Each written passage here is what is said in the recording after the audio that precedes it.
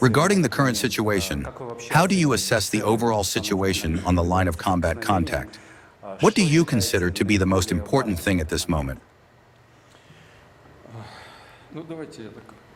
We talk about this constantly. By the way, in the media and on the internet, our military correspondents provide very comprehensive and, I would say, very objective information on this matter. Well, let's start from the north, specifically with the North grouping. Let me remind you that the goal for the Russian troops in the Sumy and Vovchansk directions is to create a buffer zone along our borders. This task was set following the armed forces of Ukraine incursion into the Kursk Oblast and the ongoing attacks on our border region. The Ukrainian regime will pay for its crimes on the Kursk soil with the loss of territories that we need to create a buffer zone in the border area. By the way, it is only about 10.5 kilometers left to the city of Sumy, a regional center, a small city with, I believe, over 30,000 buildings. This is a regional center, as I said, 30,000 houses.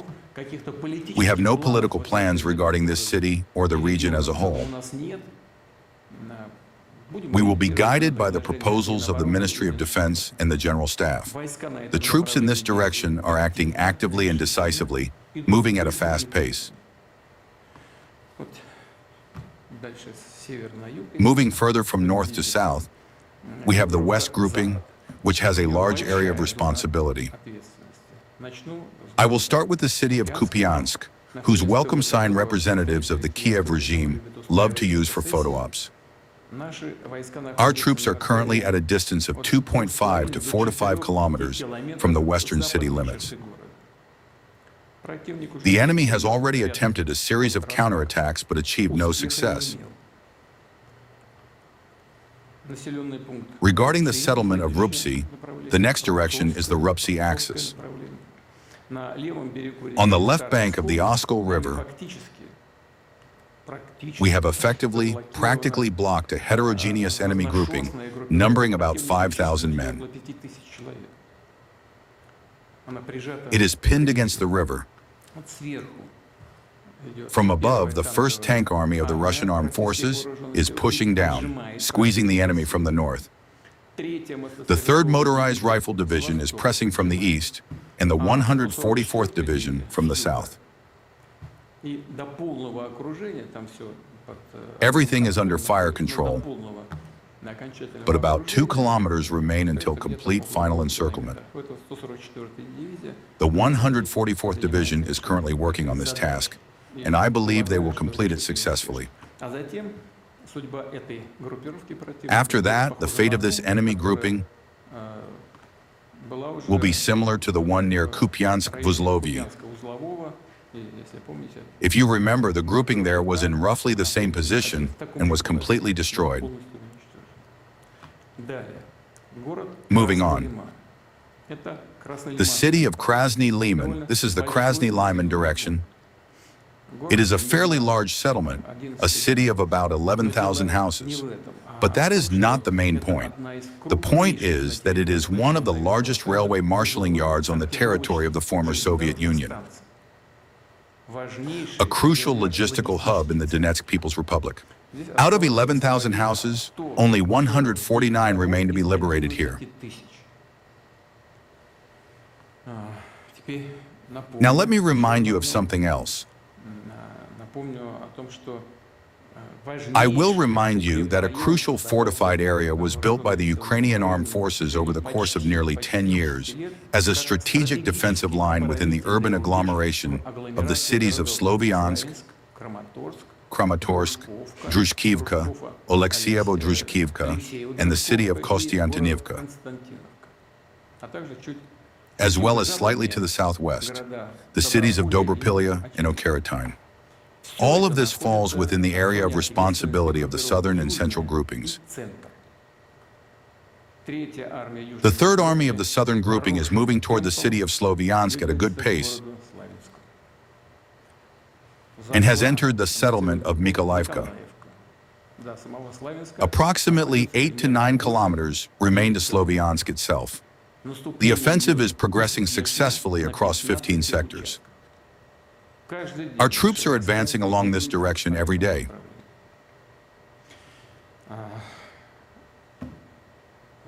An important event, or rather important events, have taken place in the area of responsibility of the central grouping.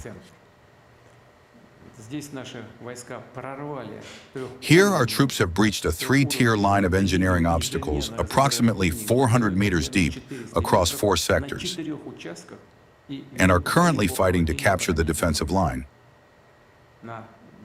Very important events have also taken place along the Dobropillia direction.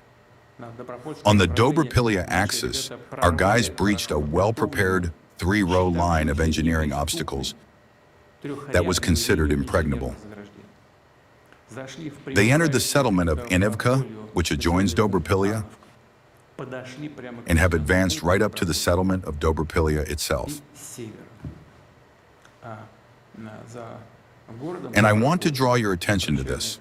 To the north, past the city of Dobropillia, the armed forces of Ukraine has no pre-prepared defensive lines. They are currently trying to hastily set up local strongpoints. From Dobropillia to the state border, it is only 35 kilometers.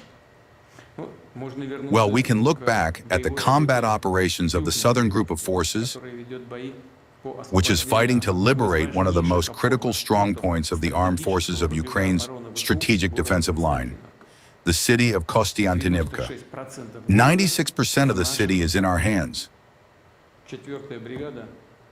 The 4th Brigade is clearing the city, while the 6th Division of the South Grouping has already bypassed Kostiantynivka and reached Alexeyevo-Drushkivka. They entered it, took Tukachevsky Street, and are moving forward. The neighboring units to the left have also reached this settlement, Alexeyevo-Drushkivka. Next up will be Drushkivka itself, a fairly large settlement of 12,000 houses, which adjoins Alexeyevo-Drushkivka. From Drushkivka to Kramatorsk, which the current Kiev authorities consider the temporary capital of Donetsk, it is only 4 kilometers to Kramatorsk, and there are no significant fortifications there either. As far as we know, and this has already been reported in the media, the enemy has begun evacuating industrial enterprises from this urban agglomeration. I would also like to specifically highlight the actions of the East Grouping. Despite the enemy's heavily reinforced defense,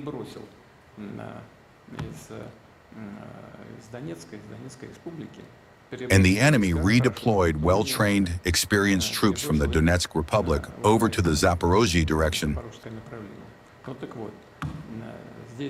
Our forces here, under the command of Colonel General Andrei Sergeyevich Ivanayev, are fulfilling their combat missions to liberate the Zaporozhye Oblast, advancing daily along a wide front by anywhere from 1 kilometer to 1.3 kilometers.